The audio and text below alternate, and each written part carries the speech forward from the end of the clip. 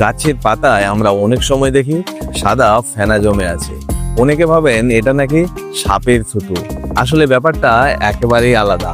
ওই ফেনার ভেতরে লুকিয়ে থাকে এক ছোট্ট পোকা, যার নাম স্পিটেল বাগ, বাংলায় যাকে বলে থুতু পোকা বা ফেনা পোকা। এই পোকা খুব ছোট্ট, কয়েক মিলিমিটারের বেশি লম্বা হয় না। রং হয় সবুজ, বাদামি বা ধূসর। জীবনের শুরুতেই মা পোকা পাতার গায়ে ডিম পাড়ে। সেখান থেকে ফুটে বের হয় ছোট্ট শুঁয়াপোকার মতো বাচ্চা। এই বাচ্চা গাছের রস খেয়ে বেঁচে থাকে। খেতে খেতেই নিজের শরীর থেকে এক ধরনের তরল বের করে, যা বাতাসের সাথে মিশে ফেনার মতো তৈরি করে। এই ফেনাই ওর আসল ঢাল।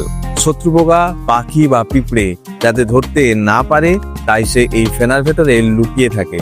শুধু তাই নয়, এই ফেনা গরমে শুকিয়ে যাওয়া থেকে আবার বৃষ্টিতে ভিজে যাওয়া থেকেও এই পোকাকে বাঁচায়।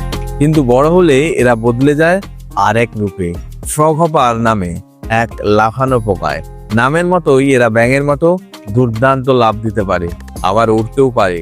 গাছের রস খেয়েই এরা বেঁচে থাকে।